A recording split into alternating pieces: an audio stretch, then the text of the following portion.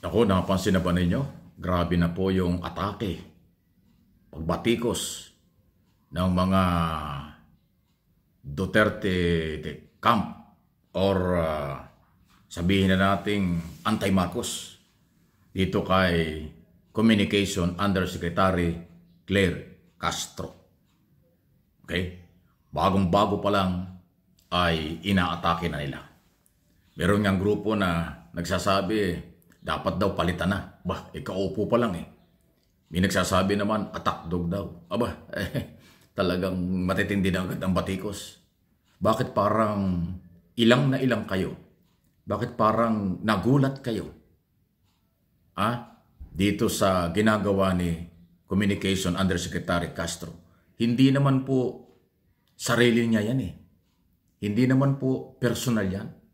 Yan ay trabaho niya na ibinigay sa kanya ni Pangulong Marcos para nga sagutin ang mga fake news, sagutin ang mga sobrang batikos ng mga anti-Marcos kay Pangulong Marcos.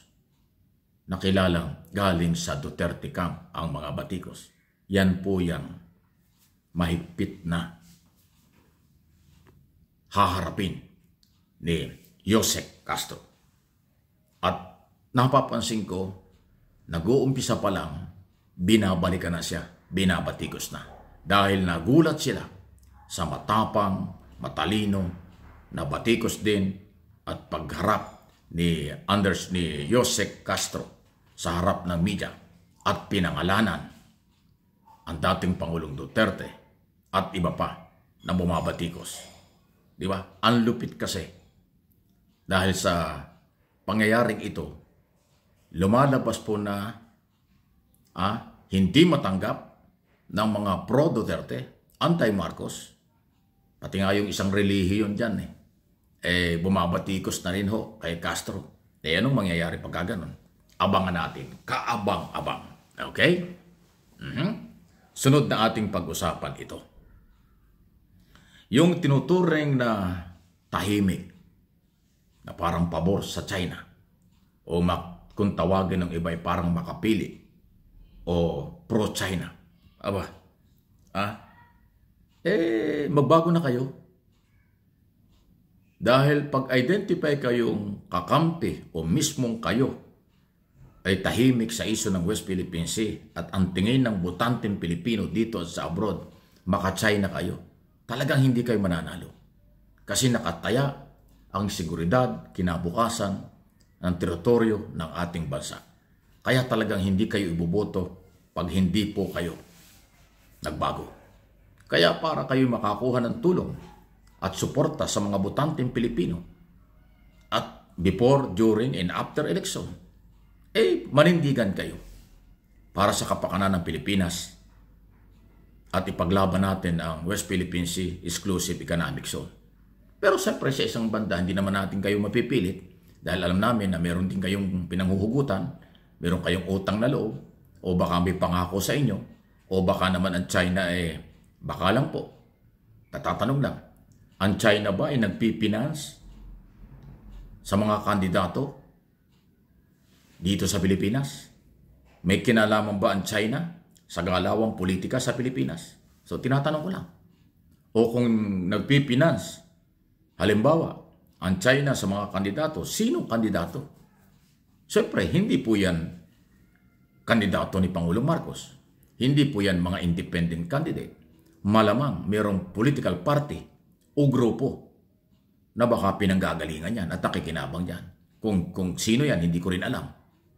Mahirap patunayan. Pero ang sapantaha at pagdududa ng tao ay posibleng yung mga walang pakialam, ayaw makialam, o hindi talaga sila umakampi sa gobyerno para panindigan ang West Philippine Sea. Kaya sila ay binabansagan, baka pro-China, o baka sila yon. Magbago na kayo. Sumama kayo kay Pangulong Marcos, sa majority ng mga Pilipino, sa lahat ng mga sundalo, Philippine Coast Guard, naninindigan sa West Philippine Sea ay pag-aari nating lahat na Pilipino. At kung hindi kayo sasama sa paniniwalang yan, asahan ninyo na magiging negatibo ang suporta sa inyo ng mamamayan. Hindi lang ngayon, hindi lang sa eleksyon, maging sa susunod na panahon. Kasi nakataya dito ay paninindigan na pag-aari natin ang kanlurang dagat ng Pilipinas. Ayan, West Philippine Sea. Okay? Diba? Yan po yun eh. Yan po yung mga masalimuot. At ang isyong ito, hindi maiwasang daladala ngayong papalapit ang eleksyon at ngayon namang panahon ng kampanya. Kaya nga dito sa mga public debate na gagawin ng COMELEC at saka po ng mga network ng telebisyon, ng media, o maging sa social media, mahalagang tanungin sa kandidato, ano ba ang kailang posisyon sa West Philippine Sea issue? Mahalaga po yan. Ano ba ang posisyon nila sa malalaking mga issue ng ating bansa? Tungkol sa ekonomiya, national security, at marami pang iba. Pag ang kandidato ay puro paninira, walang plataforma, walang agenda, hindi yan dapat manalo. Para hindi manalo, huwag iboto. Kasi kung puro na lang batikos, puro lang negative, tapos fake news pa, abay kasiraan niya ng bansa.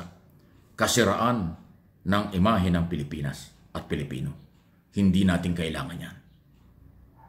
So kung walang paninindigan, naninira pa, wala rin plataforma, ay anong pakinabang natin yan? National position ang senador, ang senado. Mataas na institusyon ng ating pamahalaan. Kaya dapat may quality, may kakayanan, may paninindigan para sa bayan, hindi para sa iisang grupo o iisang partido o iisang pangalan o pamilya. Diba? Malinaw po yan. Hindi ako magsasawang paulit-ulitin yan na ganyang panawagan at palaliwanag kasi panahon ng kampanya, nagkakabulahan eh. Maraming nambubudol eh. Dinadaan sa pasayaw-sayaw, pakanta-kanta, galit-galit, pagpapalabas ng fake news, paninira, hindi po yan ang kailangan natin. Ang sapat na kakayanan, qualification, ay hindi nakukuha sa sayaw, kanta, fake news, o pagiging masyadong kritiko na below the belt laban sa gobyerno at sa mga Pilipino. Hindi yan. Ang kailangan natin, may malawak na plataforma ng gobyerno. Ano ang kanyang planong gawin pag naging senador? Ating alamin niya sa kanila. Ano ang panukalang batas mo pang nasyonal? Anong tugon mo sa problema pang ekonomiya? Tugon sa kahirapan? Tugon sa national security? Tugon sa West Philippine Sea? At marami pang issue. Dapat yan ay nilalatag nila. Ang hindi makapaglalatag ng magandang panukalang batas at plataforma ng gobyerno, hindi yan dapat ibinoboto. Huwag na natin balikan yung lumang politika na utang na loob, kaibigan, may maraming pera, maraming koneksyon, kaya iboboto. Wala yan. Garbage na identity yan. Garbage na dahilan yan. Kailangan bagong Pilipinas, bagong pag-asa. So, magbabago rin sana ang mga botanteng Pilipino dito at sa abroad. Please like, share ng video.